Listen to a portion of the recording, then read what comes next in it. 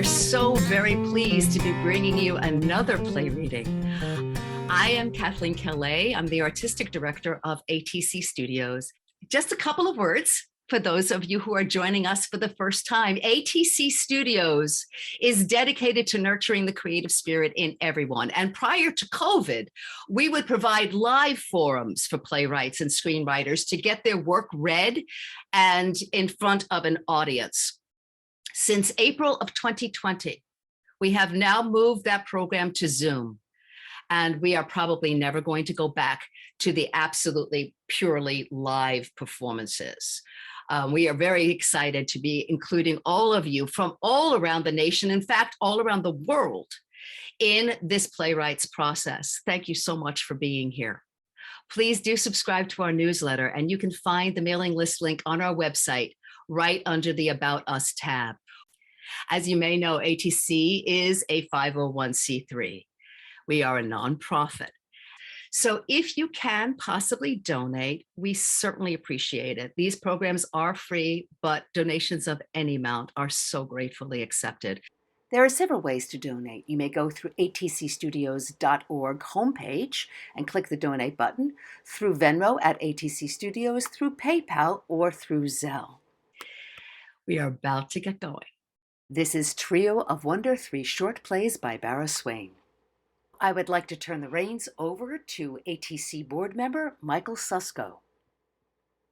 Our first play is Folded, directed by Kim T. Sharp, and it's featuring Susan Jane McDonald and Joey Rotter.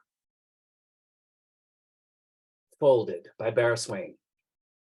Time, morning, September 16th, 2019.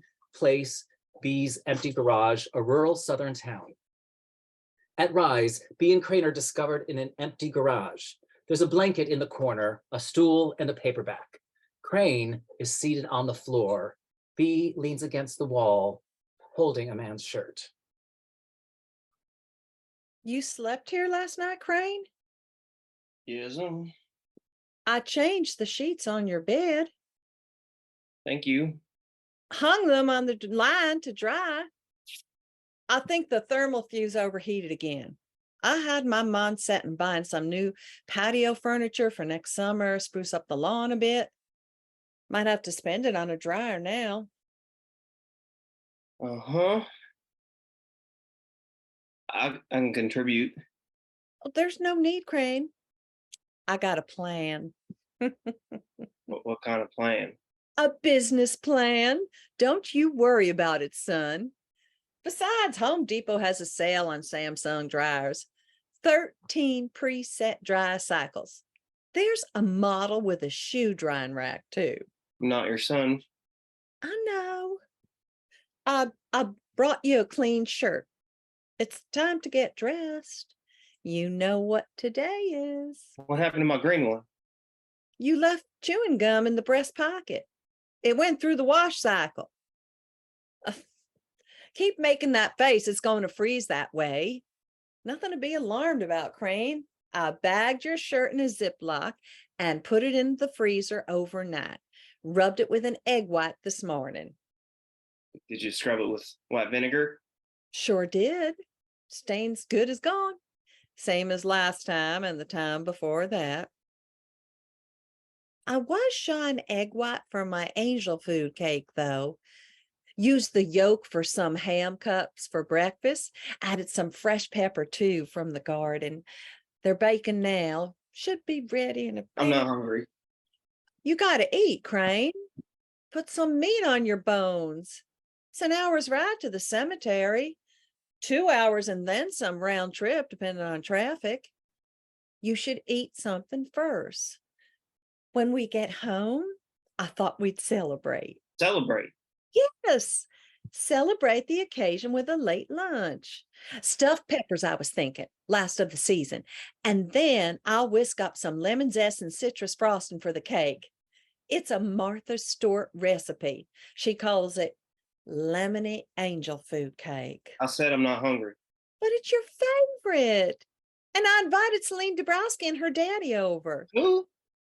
Celine Dabrowski works at the library. You know her, Crane.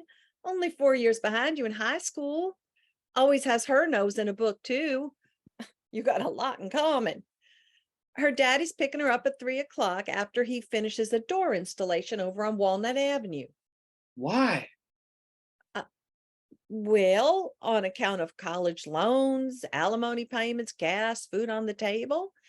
He has to moonlight on weekends now, like most of us. Bathroom renovations, that kind of thing. Splurged on a dress for Celine's graduation, though. I backstitched the hem with rhinestone trim. Earned more than 2 weeks' pay at the Stop and Suds. And Barney said she looked beautiful.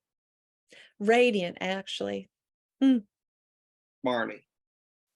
Yep, you heard me right. Barney Dabrowski. Known him my entire life. Was in the same junior Girl Scout troop as his wife, Charisse, ex-wife. We called her Shortbread Charisse because she sold more boxes of Girl Scout cookies than anyone else in the county. Earned a couple of badges with her, too. Pet care, yarn and fabric arts. Oh, I was so proud of that one. Sewed it on my sash with red embroidery thread. First aid badge, food power. Why are they coming over here, Aunt B? Oh, to join us for dessert. Well, we can't have a birthday party without guests, can we now? Happy birthday, Crane. Don't. No, I'm not talking about it. Won't change the fact. Look at me, Crane.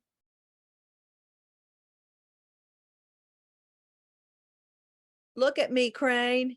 I'm busy. You don't look busy. I'm reading, Aunt B. Uh-huh. I can see that.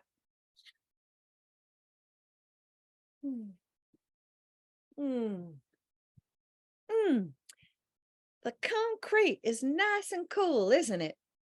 Your granddaddy sealed the garage floor twice in 1984, I believe. I know it was an election year, so it's easy to clean, he said. Oh, say, Crane, what did the mop say to the broom? What did the mop say to the broom, Crane? I don't know. I wish people would stop pushing us around. Oh, and that's exactly what your grandmother said to him, too. She said, Norman, I wish you'd stop pushing us around, me and the girls. You and Your mama, my Annie, Irish twins. That's what we were. And Annie, oh, she loved anything and everything Irish. Clover, St. Patrick's Day, rashers, that's brine pork loin, soda bread, the color green. She sat through the crying game 3 times. Starred Forrest Whitaker. He's from Texas. Oh, we saw him in Black Panther, remember? I remember the day Daddy left us for good, too. Got my learner's permit that afternoon. Oh, parallel parking was my weakness. Took me 3 times to pass that road test. My sister's weakness was tall, brooding types. Like you, Crane. Anyway, Mother gave Daddy his walking papers, and well, it was just the 3 of us for a while. Yep.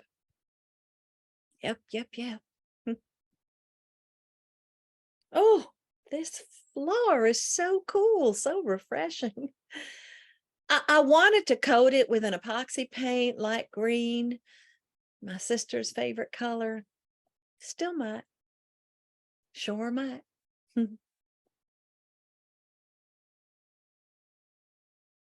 Crane Johnson, I might as well be talking to the wall. Or your granddaddy, wherever he is, didn't even come to your grandmother's funeral, the son of a gun. Buried her right next to your poor mama. May she rest in peace. Such a long, long time ago. Well, guess it's just as well. Thought your granddaddy might steal the roof from over our heads anyways. I'm grateful for that. Stole my mother's wedding band that Halloween and my babysitting money too. Just saved enough for a J.C. Penney shirt pattern with a ruffled stand-up collar and cuffs and a blouse with a detachable bow. Short bed Charisse had 2 of each. Crane, what's so interesting that you can't put your book down for a minute and have a conversation with me? He was tall, but exceedingly lank, with narrow shoulders, long arms and legs, hands that dangled a mile out his sleeves, feet that might have served for shovels, and his whole frame mostly just loosely hung together. Who's that? Ichabod Crane, the legend of Sleepy Hollow. Remind you of anyone, Aunt B? No, I can't say that it does. His head was small and flat at top, with huge ears, large green glassy eyes, You have beautiful eyes, Crane, like your mother's. and a long snap nose so that it looked like a weathercock perched upon his spindle neck to tell which way the wind blew. A wind vane or a wind sock would be more suitable. That's all I can say. To see him striding along the profile on a hill on a windy day with his clothes bagging and fluttering around him, one might have mistaken him for the genius of famine descending upon the earth or some scarecrow eloped from a cornfield. Did my daddy name me after Ichabod Crane? No, I think you're lying. I'm not lying, Crane. I don't know who your daddy is. Irish twins. Isn't that what you said? She would have told you. I know my mama would have told But you. she didn't. I swear on my sister's grave, she didn't. You're lying. I swear on my mother's grave too. It's the truth. The whole truth and nothing but the truth. I don't know who your daddy is, Crane. I asked her several times. I asked her. Okay, 1,000 times. I begged Annie to tell me who got her into trouble. But Annie wouldn't budge on the matter. Why? Because I have a big mouth. That's why. Those were your mama's exact words. Your granddaddy? Well, he called it long-winded. Myself, I prefer loquacious. I looked it up in the Roget's thesaurus. I'm loquacious. Yeah, loquacious liar. Do you want to repeat that, mister? No, ma'am. Okay. Let's start fresh. Clear the air once and for all. So maybe, could be, I have a hunch. I knew it. Well, I have 5 hunches, maybe 6. How is that, Aunt B? Because there were 5 or 6 tall, brooding types in the senior class. That's how. I don't want to raise my voice to you. Not today, Crane. It could have been any one of them. Johnny Patterson could be. Played on the Chester High basketball team, point guard. Go Bobcats, go. Nathan Meyer, Billy Bob Hansen, Owen Jackson. Owen's brother died in Operation Desert Storm. Such a shame. And then there was Bucky Sander, taller than the cornfield at Victory Farms in Franklin. Worked at the filling station after school. Annie liked the smell of gasoline and hydrangeas.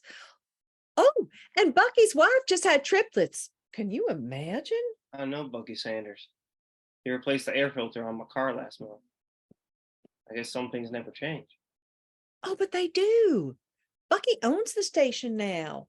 Hung the deed in the window next to a photo of Janie, Joni, and Jeannie taking a bath. Oh, would you like me to run a bath for you, Crane? It might make you feel better. Better than what, Aunt B? Why, better than ever.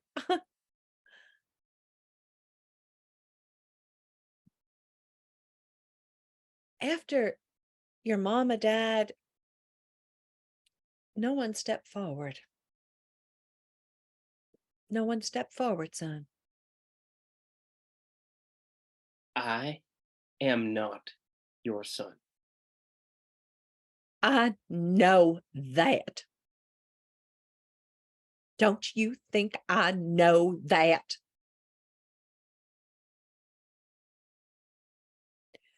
Here, put your shirt on. We're going to pay our respects to your mother after you eat 3 ham cups, and that is not up for discussion.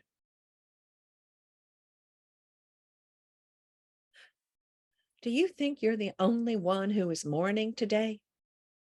Do you think you cornered the market on pain and suffering and guilt? Grow up, Crane. You can't stay in one place the rest of your life, and certainly not in this garage, this shrine you built for your mother. Oh, you think I don't know about the candles hidden under the stairs and the pictures missing from my photo album? Or the hydrangeas that mysteriously disappear from my garden?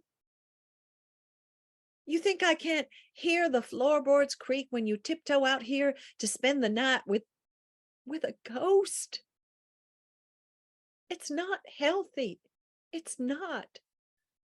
Your mother died here, Crane, but she didn't live here. And neither were you. Not for a night and not ever again. What are you talking about? My business plan. I have a business plan. I've got some money tucked away. Your grandmother's life insurance for our future, Crane.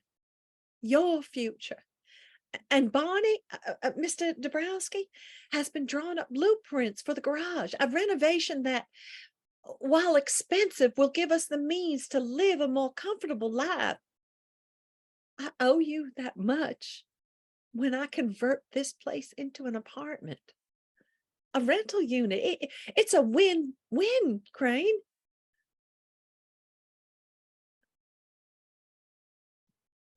There wasn't a good time to tell you.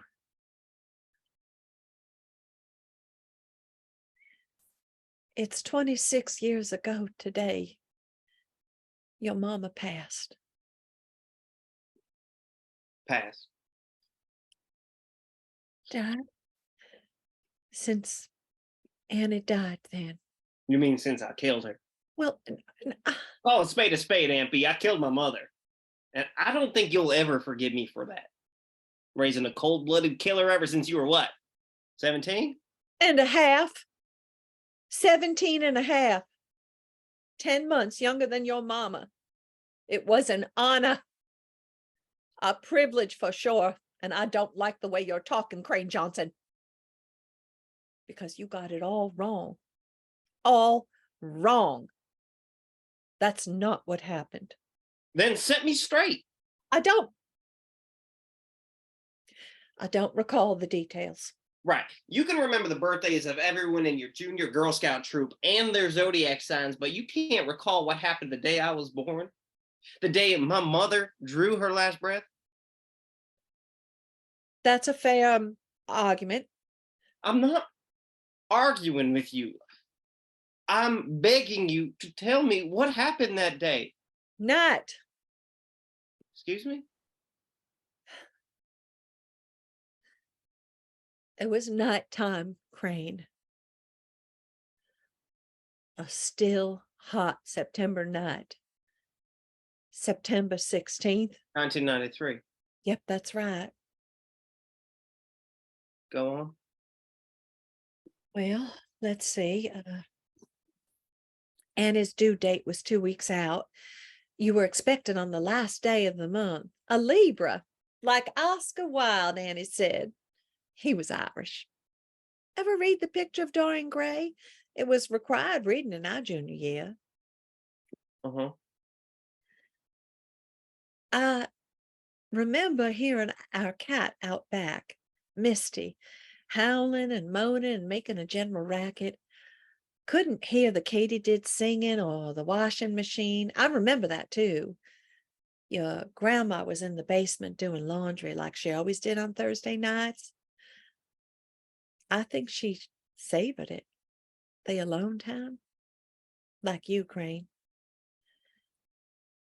Anna She was sitting in the living room since dinner time, holding court. Rub my feet, Mama. B, can you get me a glass of iced tea? She looked more peaked than usual. I noticed that, her pale skin and clammy face. Mother brought the fan from our bedroom to cool off the room before heading downstairs. School had just started too. I got a B- on my first pop quiz in social studies. And that morning, the senior chorus list was announced. I made second soprano. And oh, I was so pleased. Auditioned with Winona Judd's No One Else on Earth. Only forgot the lyrics once. Couldn't wait to tell Annie and Mama. I couldn't wait. And so I guess I was sulking that night too. No one so much as blinked when I told them the news. A distant is the word I'm looking for. So I finished my homework and joined Annie in the living room to watch TV, just as Mother started a second load of laundry. It was 9:30 on the dot. I know that because I missed Matlock at 9 o'clock. It was a repeat anyway. And Annie wanted to watch a new show called Frasier, season 1, episode 1. Ever seen it? Rings a bell, but I don't think so. Well, meanwhile, Annie had taken over the easy chair and she moved the fan so that it was blowing directly at her. So I sat on the couch sweating bullets and worked on a baby quilt while the show played. Even when my sister was laughing out loud, a sound I hadn't heard in weeks, I sat there seething and sweating. And the harder she laughed, the more sullen I got. And then, Crane, are you sure you want to hear this? Yes. So a commercial came on, McDonald's, if I'm not mistaken. Annie left the room, a trip to the bathroom, I guess. And when she got back, she was paler than ever and wore a startled look on her face. I thought she was surprised that I claimed her seat on the easy chair. It was so selfish, heartless, I suppose. I didn't know that her water had broken. I didn't know. Anyways, when the show ended, I went back to our bedroom to look for my pinking shears. And all the while I searched the closet, the wardrobe we shared, even under Annie's mattress, I could hear Misty again, screaming and howling and carrying on. Next thing I knew, Mother was grabbing me. She dragged me to the living room where Annie was screaming and yelling and holding her belly. Things happened fast after that. I called the volunteer first aid squad about 15 miles from home. The nearest hospital was closer, but not by much, though. And somehow we got Annie out the back door. Figured we'd drive her to the emergency room, thought it might be faster. Only that didn't happen either. Annie transitioned, went into full labor as Mother pulled the car out of the garage. When I lay her on the floor, this cool garage floor, she stopped flailing. And for the next, well, it felt like 10 hours, but it must have been 10 minutes, she did her job. And it pushed and pushed and strained and pushed until, well, I thought your head was crowning, only I thought wrong. It was your hind side. The bleeding started before Annie's final contraction, and you arrived bottom first. A breech birth, folded in half like a $10 bill I always kept in my wallet in case of an emergency.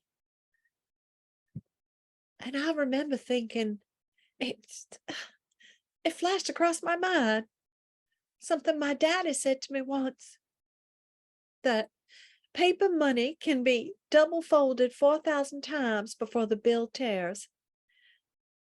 And that comforted me. I knew you'd be fine. I heard enough, Aunt B. Your grandmother sat frozen inside the car, weeping for all of us. Then I placed you on your mama's chest. She looked at you in pure awe, sweet wonder. And then she looked at me and whispered, she said, I want to name my son Crane. By then, the blood had soaked into her dress and started spreading across the floor. Yep. I ran to the house for my pinking shears, thought I'd cut the umbilical cord, maybe stop the bleeding. I don't know. I was 17 years old. When I got back to the garage, Annie was already gone. She died alone, Crane.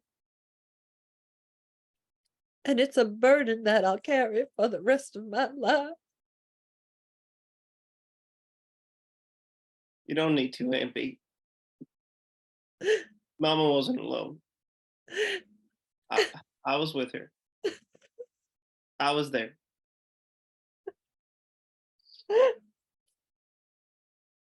If you don't mind, then I think I'm going to blubber for a minute or so.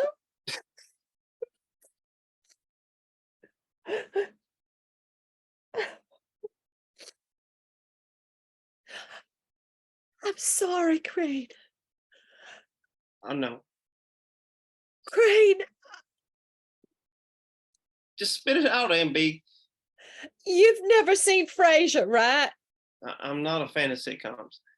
Well, see, it was already in its 6th season when I watched it for my 2nd time. Still on Thursday nights at 9 o'clock, though, still laundry night as well. You just started kindergarten, the tallest 5-year-old in the class. Taller than most 6, 7, and a couple of 8-year-olds, too. Okay, that's maybe a little white lie. Anyways, I finished the laundry and turned on the TV. Your grandmother was resting upstairs. She never recovered after Annie left us. And I wasn't surprised. Sad, but not surprised. When my mother left us too, before your 6th birthday. I remember her vaguely. I think your mama meant to name you Frasier, after Frasier Crane. He was the lead character on the Frasier show, and well, I might have been mistaken. I didn't do it on purpose. I forgive you, Aunt B. Oh, thank you. It was a long time ago. My birthday boy. I'm a man now, Aunt B. So you are. And I got some advice for you today, Crane Johnson. Do not, under any circumstances, do not ask Celine if she was named after Celine Dion. Why? Because she was named after Celine Dion, like hundreds of baby girls from here to Lake Michigan after Titanic opened. Shortbread Cherie sat through that picture show 3 times between Christmas and New Year's. That was in 1997, And she sang that theme song on every birthday, anniversary, and every Valentine's Day since then, too. Until Barney served her with divorce papers after catching her cheating with a long haul driver maybe 4 or 5 years ago. Oof, I'm surprised they're still an item since he's on the road most of the time. Oh, and get this, his handle is Nightcrawler. I bet Shortbread Cherie sings to that Wiggler now too. Near, far, wherever you are, I believe that the heart does go on. Aunt B, were you really a second soprano in the senior chorus? Or was that a little white lie too? I would never lie to you, Crane. You may not be my son. Don't interrupt me now. but you are the earth, the moon, and the stars to me. No, I would never lie to you. Uh-huh. So, are you sweet on Barney Dabrowski? I think so. Yep, but I am. Then maybe I better run that warm bath for you, MP. Oh, never mind you. But you can fetch my pumps from the top of my closet for me. I think they're behind a basket of yarn scraps. I know, I'm on it. Oh, turn the oven off too, please. I'll be right there. Bee surveys the garage, then crosses briskly to Crane's blanket. Meticulously, she folds it and holds it close to her chest. The lights begin to fade as Bee hums. Wherever you are. She throws her shoulders back and exits. Lights to black, end of play. Our next play by Bara Swain is a monologue, Breathtaking, directed by David Bellantoni with Kathleen Kellaigh.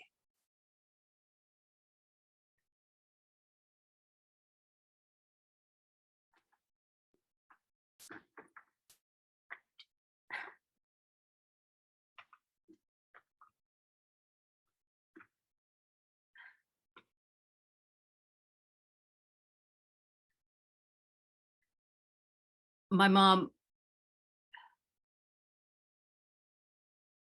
mother had 3 children.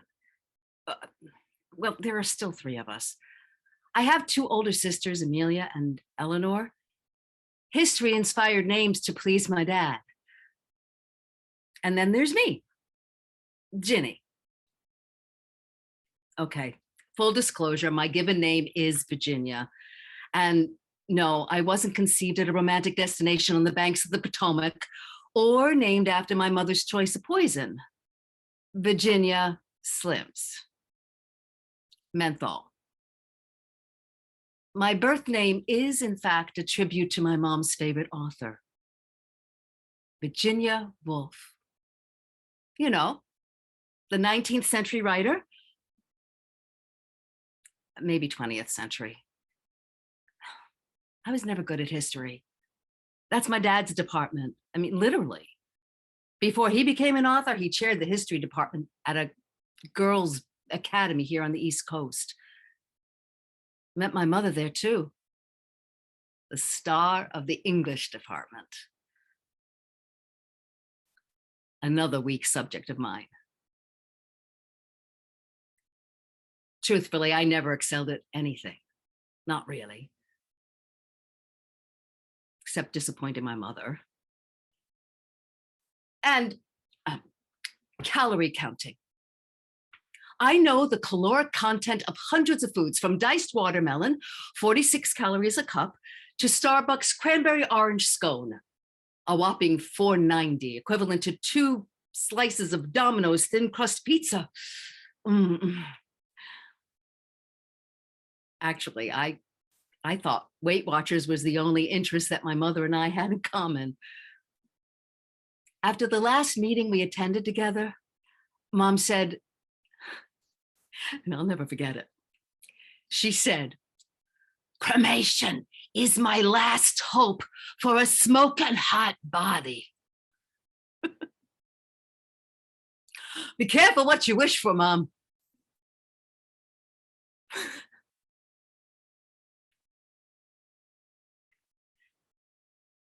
Last Monday, my mother passed, departed, went on a permanent vacation, cashed in her chips, kicked the oxygen habit. The only things that Mom loved more than euphemisms were my dad, of course, the CEO and the patent lawyer, those are my sisters, a rich vocabulary, and her sports sedan. It's a pre-owned Lexus. the color of my mother's eyes. Breathtaking.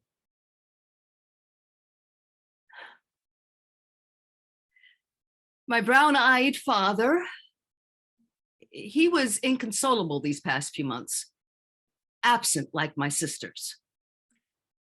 Dad recited the names and dates of every Civil War battle to the private nurse that Amelia hired. An Aussie, from Victoria, she said, while I entertained Mom with outdated laws. Like in Florida, women can be fined for falling asleep under a hairdryer. And in North Carolina, bingo games can't last more than 5 hours. We played board games incessantly, Mom and I. Sometimes Maureen, her nurse, joined us too. And off the record, we let Maureen cheat at Monopoly, especially on those last evenings when Mom's, her secretions were so thick that she struggled for every breath. It was scary,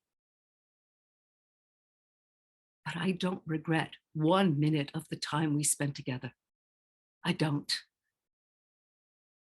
We made our first gingerbread house.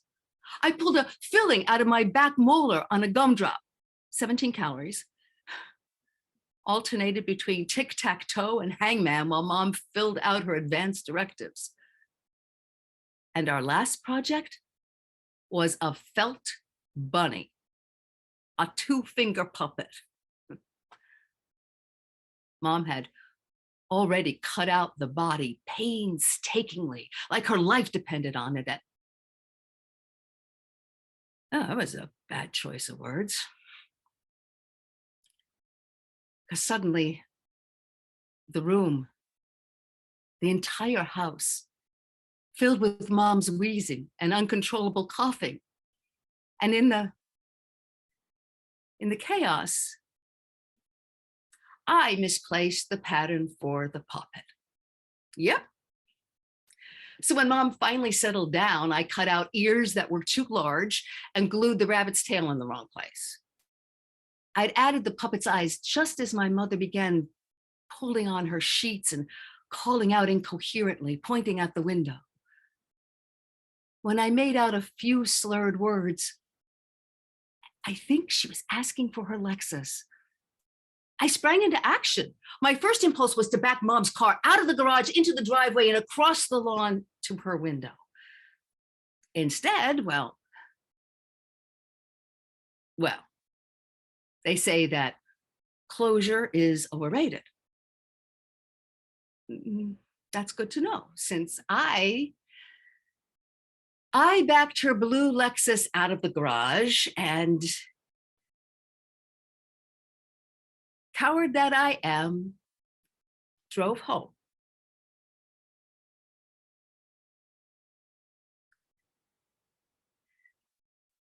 Mom died that night.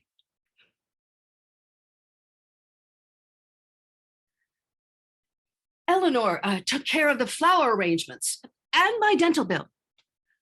Amelia completed the paperwork for our mother's cremation, and I brought Mom's remains to my dad this morning. I found him in the backyard, giving a blow-by-blow description of the Battle of Gettysburg to Maureen, our godsend. She stopped by to check up on him and drop off a gift for me. Maureen wrapped it in a blue box and a bow made out of heavy-duty duct tape, one of Mom's favorite craft supplies. You know, you can make bookmarks, picture frames, coasters, even bracelets. Yep. So I opened the box, and under a sheet of tissue paper was, you'll never guess. You want to guess? Because you'll never guess. It was the finger puppet. And I said, I'm paraphrasing. I said, what's with the effing bunny? And in that steady voice that I counted on for the past 60 days, Maureen corrected me. She said, "It's a lepus. That's Latin for hare or rabbit. Lepus, lepus. They're widespread in Victoria." And as I gently removed the puppet from the box, Maureen touched my hand, looked at me and said, "It was the last thing your mother asked for. I need my blue lepus."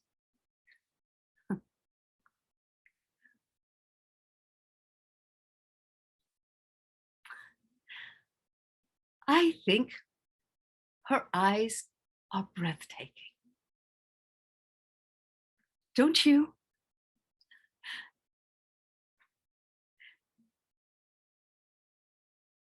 Just like my mother's. Lights fade to black. End of monologue. Our final play is The Wonder of You, directed by Paul Michael, with Sarah Guilbault and Eric Percival. The Wonder of You. Time, a hot afternoon in June. Place, the corner of Magnolia and Pine, Chambly, Georgia. At Rise, a man is discovered pacing back and forth along a sidewalk, rolling a small suitcase behind him. A girl walks from side to side across the top of a bench. She is wearing a backpack and clutching a paper bag in one hand. Man halts at the corner and stares at the street signage. The girl calls out. It's a free country. I said it's a free country, mister. You're welcome to sit down. Oh, thanks. Me? You look tired or lost. Are you lost too, mister? I don't want to, invade your space. This is DeKalb County. Not gonna happen. I don't take up much space. Oh, do you smell that? Is that not the most beautiful fragrance in the world? The magnolia trees? Or? You're not from around here, are you? There are no magnolia trees at Magnolia and Pine. Henry says suburbia is where the developer bulldozes out the trees and names the streets after them. But if you head northeast toward Doraville, sugar maple and white pines line the sidewalks like old friends. Oh, my mother loved pine trees. Lob lollies, free samples, leveler blinds, 2-in-1 shampoo and conditioner, and any movie with Colin Firth. Do you know how many times we watched Love Actually? 12 times. Well, strictly speaking, a baker's dozen. 13. If you count the last time, it was dubbed in Spanish. In Spanish, I'm not kidding, on some, random cable channel. It was so unsettling. A real disconnect, verging on creepy, Like those freeze-dried bottled ticks in the U.S. National Tick Collection in Statesboro. 1 million specimens of blood-sucking bugs. Henry finds them fascinating, but I don't see the attraction, do you? Ugh, que repugnante. Hey, mister, do you hablar español? Un poco. Me too, Poco. Anyway, I don't think my mother noticed. Spanish, Burmese, Mandarin, it could have been broadcast in Swedish, and I don't think she'd have noticed. And Henry, my stepdad Henry, he was nowhere to be found for the entire 136 minutes. Another disconnect. Baker's dozen. Realmente amor. That was the last time my mother and I watched Colin Firth declare his undying love for his housekeeper. Hands down my favorite scene, and everyone lived happily ever after. Well, everyone except for Mom, me, and Henry. And that, Senora, was a year ago today. Are you gonna cry, miss? Tears may soothe the wounds they cannot heal. What cannot be said will be wept. Sappho. No, I'm not gonna cry. I choose never to cry again. I choose to bask in the most glorious aroma in the world. Do you smell that? I'm sorry. Hash browns. Hash browns, mister, smothered in grilled onions and chunks of hickory smoked ham. You haven't lived until you've tried hash browns from the Waffle House. I worked my last shift this morning. On Peachtree Boulevard? No, Decatur, side of the first Waffle House, 1955. Hey, I thought you said you weren't from around here. Well, I knocked around these parts when I was a kid. Met a gal at Keswick Park. It was, we were young. It was a love at first sight. You're from Chambly too? No, I was raised in Dunwoody. Moved there when I was, well, it's hearsay, but the day I cut my first tooth. Just a baby. Yep. My dad had some trouble with the law, wheel and tire theft, that kind of thing.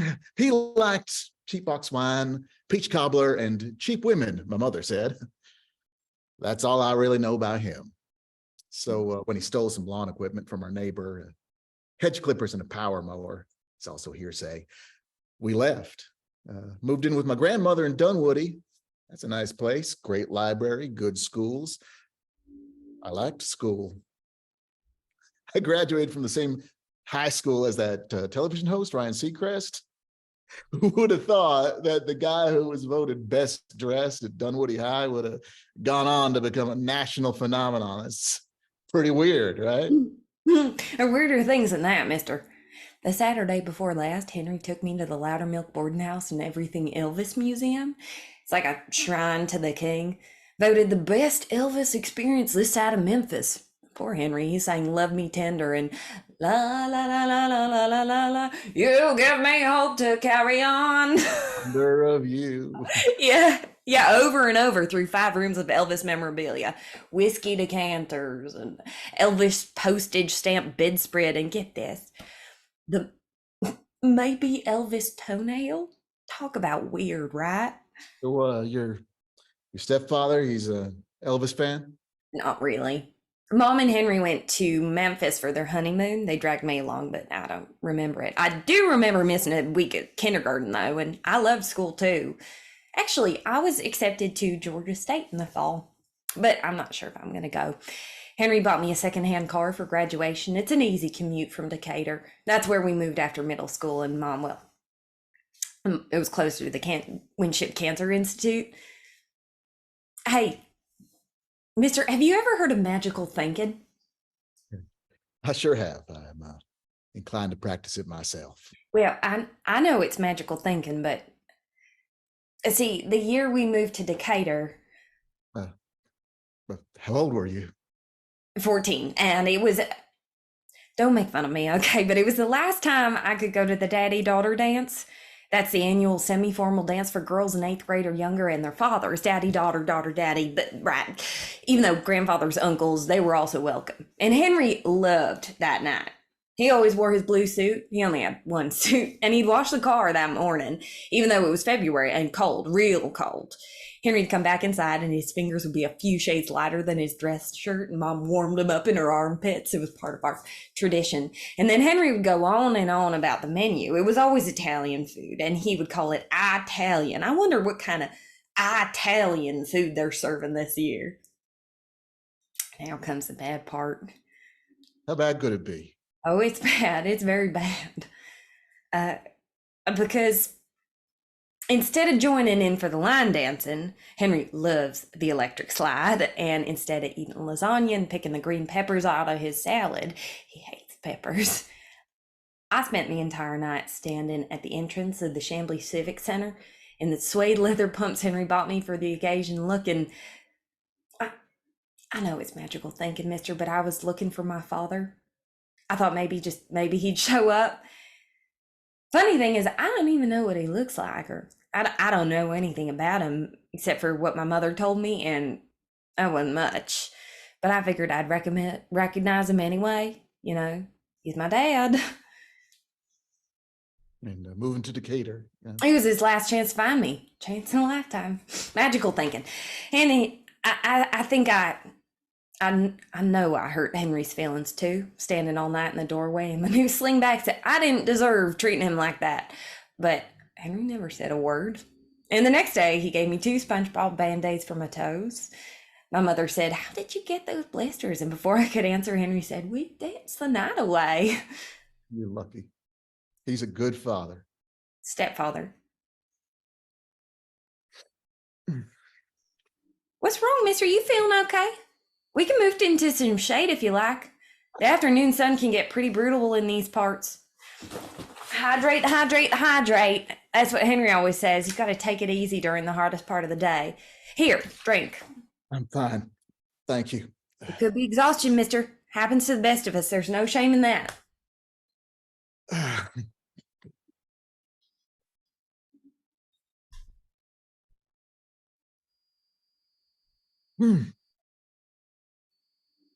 Thank you.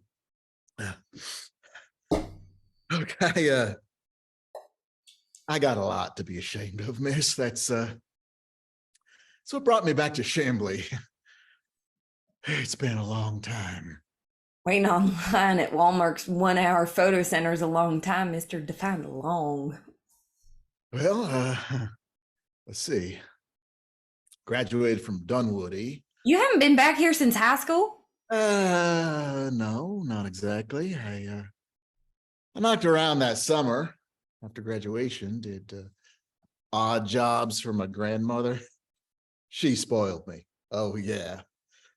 Spent the rest of that time shooting the hoops at Kenwick Park and romancing my gal. It was harder when I started USC that fall. I tried to make it down every weekend to visit, but I slacked off my studies. Pretty disappointed in myself. Well, I dropped out in my second semester anyway. I got my gal in trouble. Big trouble, yep, with a capital T. Didn't tell a soul except my grandmother. She took it to her grave, too. Leukemia. She went fast. I'm grateful for that. My mother, she was dating a guy from Atlanta. Neither of them were too interested in me, so nobody asked any questions. When I quit college, took a job at the Frito-Lay plant till it closed. Saved some money. I wanted to do the right thing, be responsible. Yeah, I was young, around the same age as you. What are you, 19? 18 and a third. Yeah, about that age. My last day of work, I had a fender bender on account of Bud Light, that is. Passed out on the floor, hardly room in the bed for me anyway. My pint-sized gal's wider than a tree trunk. 8 months pregnant and all. Next morning, I packed a bag. About the same size as that one you got right there. Head to the airport. Boarded the next plane out of here. Still regret it.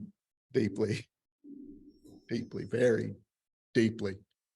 Remorse is the poison of life. Henry, say that too. Emily Bronte. So, why are you here, mister? What are you doing in Chambly? Well, my wife and I, my wife, she's expecting our first in a couple of weeks. Good news, right? And I want to be a good parent, a good father. It keeps gnawing at me. I can't shake the feeling that I'm not going to do right by her. I mean, how's my daughter ever going to trust me when I failed my firstborn? How's she ever going to feel safe? Having a girl. Yep. Yep. Thought that if I could only find my love child, maybe I could earn that trust from both of them. It's magical thinking, right? But meeting you here like this gives me more confidence that my young'un is safe and loved, being taken care of the way that Henry takes care of you. So my father. Yeah, I heard you the first time, miss, but I could tell you this. If I could be half the father to you, to my little girl that Henry is to you, that would be a very proud and happy man. You don't know anything at all, mister, and I don't want to talk to you anymore, okay? I think you should leave. Well, that's something I'm good at. I didn't mean to intrude.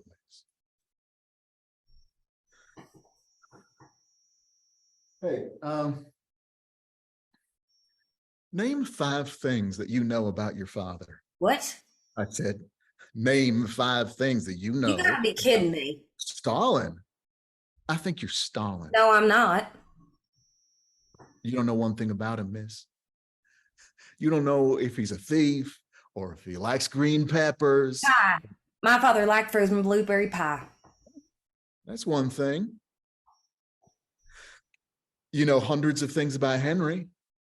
What did he ever do that you can't forgive him for? I'm not listening to you. You don't know what you're talking about. We're not talking about me. I asked you to name 5 things that you know about your father. He wore a lucky red bandana, okay? Okay, never took it off. Stop looking at me like that. That's 2 things. He loved my mother.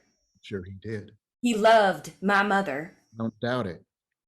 That's 3 things.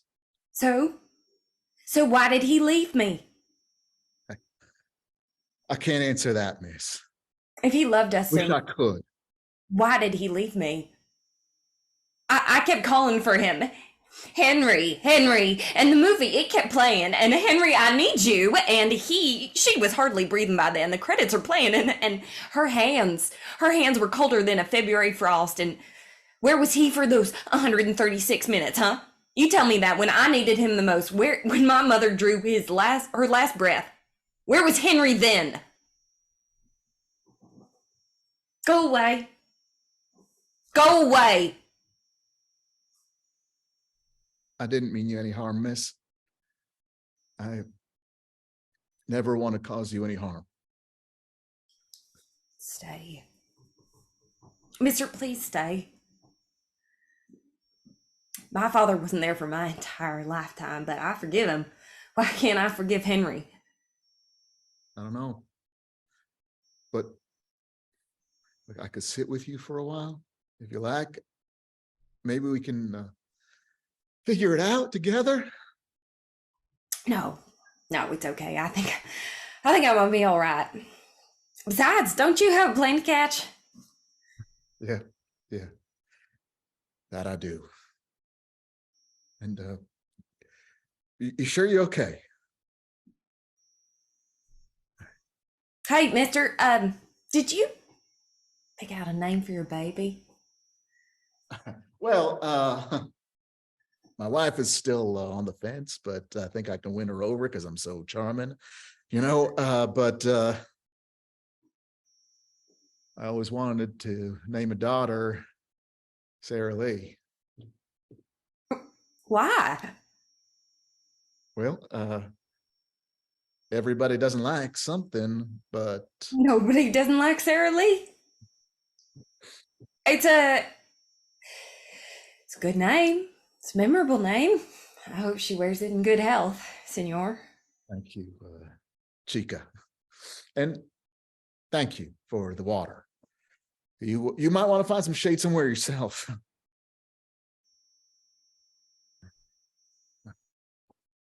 Henry, it's me. It's Sarah Lee. I'm lost, Henry. Can you come find me? Man watches from the distance. He wipes the sweat off his brow, and with his hand and he wipes the sweat off his brow with his hand and wipes it on his pants. Then he takes a red bandana out of his pocket and wipes his brow again. I'm waiting for you, on the corner of Magnolia and Pine. End of play.